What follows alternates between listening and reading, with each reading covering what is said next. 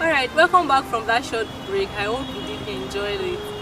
Still on the show with me is Makinde Samuel Oluwafemi, popularly known as the Cultured, and we've been talking about purpose and relevance. So far, he has made clear to us that purpose is basically about God, knowing God and following instincts.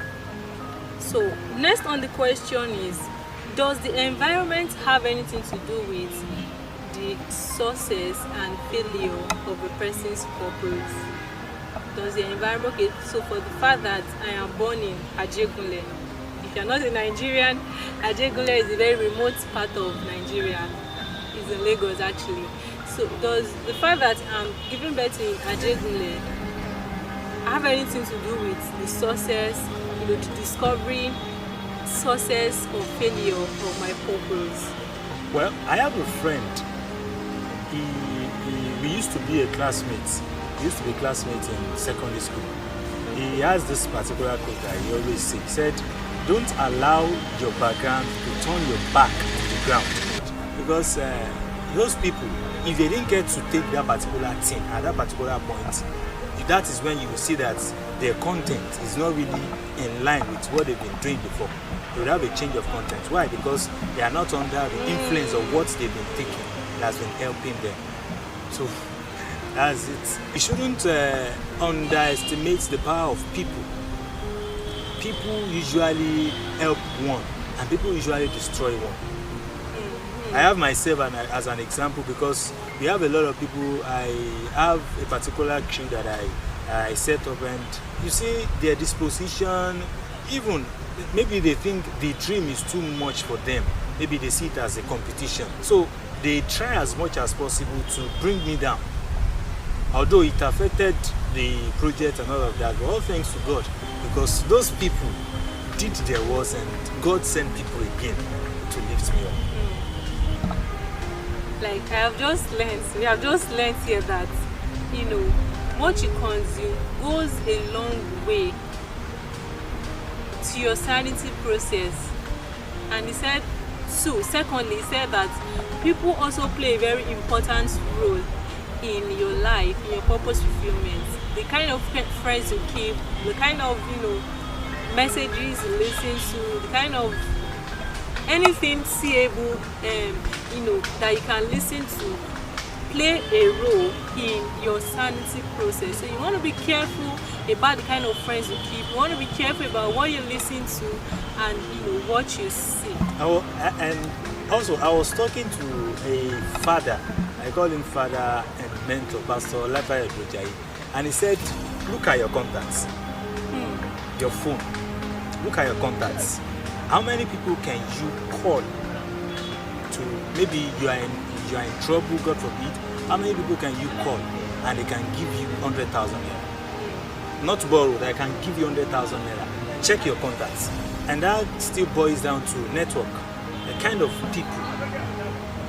Are you keeping the friends that all you do is discuss about ladies, girls, go to clubs, drink, alcohol and all of that? It has negative effects. If you have people that all you discuss is about God, business and all of that, you see that within one is growing. Yes. So that still boils down to the kind of people you circle. So I checked my particular contacts. Then I was like, come on, 100K. Well, thanks to God now, the giver of life and wisdom. Yeah, he said if you check your contacts and there's none of them that you can contact in time of need to send 100,000, not borrow, to give you 100,000, then you probably need to do a recycling, do contact recycling, and aside from money, of course, if there are not people that you can contact to, give you words of advice in time of need, I mean, you need to do contact recycling. Lastly on the show, before we move to our guest and find out what it does and what are the processes, how does it even do it, before we move to our guest, we have this last question on okay, let's say second to the last. Sam, what does the media has to do with how does media contribute to what we consume, and how can they help us better have a refined content out there, like media stations, radio stations, television stations. Okay, recently, was it it's not CNN, one television station in Nigeria has just been fined for allowing a particular person come on air to say stuff and all of that. So tell us, is there a way that the media can help us better refine the content? Well, there has been a set rules for things like that. We have the National Broadcasting Commission, NBC. What they do is we have times, family time, we have the children belt and all of that. You can advertise alcohol and at some particular point in time. Yes, and all of that. But what I do is I make sure that this particular thing has to do with children, because children are the source of everything that is going on, the menace and everything that is going on in the society. Because children live to grow, they will grow to adults. It is whatever they are able to, the ability, the behavior they cultivate in the course of them growing up, that is what they will grow with. Let's look at us tertiary institutions. You see student general election and they are rigging. If those people graduate, if they now try to contest in election, maybe senatorial election or House of Rep and all of that, governorship or presidents, what will they do? We can't expect nothing less than rigging too.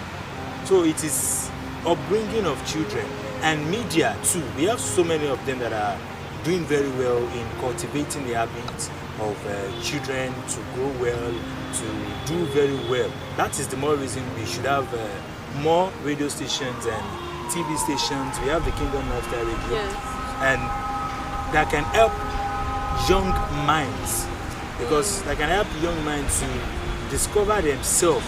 Because if we leave young minds not to discover themselves, we are giving room for Satan to creep in, and when Satan creep in, you see a lot of them doing a lot of things that will affect our society and the kingdom of God at large. Okay, so the word is that we should, have more media stations like Kingdom Lifestyle Radio that gives quality content, gospel content that helps to build minds 247. So we should have such media stations, more of them, that will help to breed the youth, the children, and even the adults to also grow well. So Sam, before we go to you, we've been talking about what we think purpose is and all of that. So at this point, I would like to say about the purpose of the man. Well, we have a lot of Bible quotes that talks about finding purpose, finding God, and all of that. But I will take Ecclesiastes chapter 12, verse 13. He said, "Here is my final conclusion: fear God and obey His commands, for this is the duty of every person."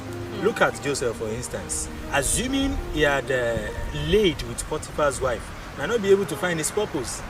So obeying God and fearing His commandments day by day, not doing it one day and leaving it not to do the next day, doing it every hour, being in the Spirit every hour, to find us, will help us find purpose in life. Wow. So we just heard from the Bible this time that whether you are a fashion designer or you are a presenter or you are a business person, what matters most is that you fear God in everything that you do. For that is the sole purpose of man. Fear God and obey His commands. So now, for a young person out there, this is just the segment for you, and if you are a grown person out there, this also is the segment for you, because you're about to get encouraged big time. You're about to get uplifted in the spirit.